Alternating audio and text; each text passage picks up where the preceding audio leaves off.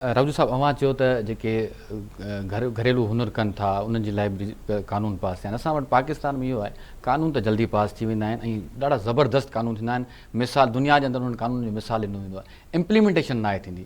त अव्हां जेको मज़दूरनि जे हवाले सां लॉज़ आहिनि, लेबर लॉज़, उन्हनि इम्प्लीमेंट कराइण जे लाइ केतिरियूं कोशिशूं कयो पिया, उनजो नतीजो कुझु निकिरे पियो? हाणे इन में तव्हांजी ॻाल्हि ठीकु आहे, इम्प्लीमेंटेशन एतिरी इफेक्टिव न आहे। हा, ठीकु आहे, जेकॾहिं इम्प्लीमेंटेशन एतिरी इफेक्टिव हुजे त असांजो मिनिमम वेज, जीअं सिक्योरिटी गार्ड्स आहिनि उनखे मिनिमम वेज कोन थो मिले, होटल्स जे कैफ़ेज़ आहिनि इन ते जेके वर्कर्स आहिनि इनखे मिनिमम वेज कोन थो मिले। हालांकि इहो पीढ़ियल तबिको आहे, सॼो ॾींहुं लोड़नि था, लेबर बि कनि था, हार्ड वर्क बि कनि था, इन जूं फ्रस्ट्रेशन्स ख़तम ई कोन थी। मिनिमम वेज मिलंदो, उनखे सिक्योरिटी बेनिफिट्स मिलंदा ऐं they will be healthy citizens. हाणे कॾहिं कॾहिं तव्हां ॾिसंदव फ्रस्ट्रेशन में सिक्योरिटी गार्ड्स कंहिंखे शूट आउट बि करे छॾींदा आहिनि। ठीकु आहे, हुनजी साइकोलॉजिकल कंडीशन ठीकु न हूंदी आहे। हाणे मीगर सैलरी ते यू पुट हिम अंडर प्रेशर, 12-12 कलाक हुन खां कमु कयो त हू रिएक्ट त कंदो न किथे न किथे। अहिड़े तरीक़े सां जीअं हाणे सिरनि जे भठे ते आहे, हाणे सिरनि जो भठो हिन वक़्तु तव्हांजी जेका कंस्ट्रक्शन एक्टिविटी आहे, ठीकु आहे, तव्हांजा घर ठहनि था ऐं घणियूं शयूं ठहनि थियूं, वॾो रोल आहे। उन्हनि वीचारनि खे त इंसानियत जा जेके बुनियादी हक़ आहिनि उन्हनि खां बि महरूम रखियो वञे। बल्कि हिन दौर में जेको ग़ुलामी जी बदतरीन सूरत आहे, जेका प्री इस्लामिक दौर में बि न हुई, उन में था गुज़ारनि।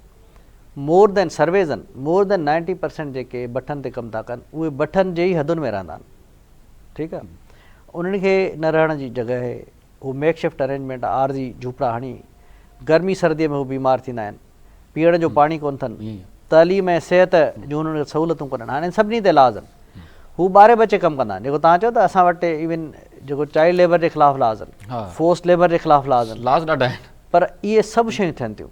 अच्छा, उन में इहो ॾिठो आहे असां, जेकॾहिं इम्प्लीमेंटेशन जो थोरो फुक़दान बि आहे, उन में सर्टेन रीज़न्स बि आहिनि। सही, गवर्नमेंट जॾहिं बि का इंडस्ट्रियल, हाणे बि ॾिसूं था साइट आहे, साइट एरियाज़ हिकिड़ी जॻह ते इंडस्ट्रीज़ ठहंदियूं, दांडी हुजे या हिते साइट बंगो पीर में हुजे, अहिड़े तरीक़े सां जॾहिं को ज़ोन्स ठाहिबा आहिनि, ज़ोनिंग करणु उते तहसील लेवल जो कमु आहे। सही, ठीकु आहे, डिस्ट्रिक्ट गवर्नमेंट उन खां कराईंदी, इनखे चइबो आहे स्पेशल प्लानिंग।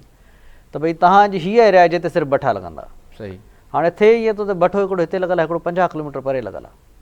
हाणे हिकिड़े भठे ते गवर्नमेंट कहिड़ी डिस्पेंसरी आणंदी, गवर्नमेंट कहिड़ो स्कूल ॾींदी, हिन खे क्लस्टरिंग कजे, हिकिड़ी जॻह ते ज़ोनिंग कजे, हिकिड़ी जॻह ते तव्हां इहे चओ त हीअ ईयर मार्क्ड आहे, भठा सभु हिते लॻंदा, शहर खां ॿाहिरि जे पॉल्यूशन बि न थिए, एग्रीकल्चर खां बि थोरो हटे, जेका एग्रीकल्चर लैंड आहे उहा बि यूज़ न थिए, ताकी असां हुते पीअण जो पाणी बि ॾेई सघूं, डिस्पेंसरीज़ बि ठाहे सघूं ऐं हिननि खे तालीम बि ॾेई सघूं। आहे अञा, हाणे शऊर आयो आहे।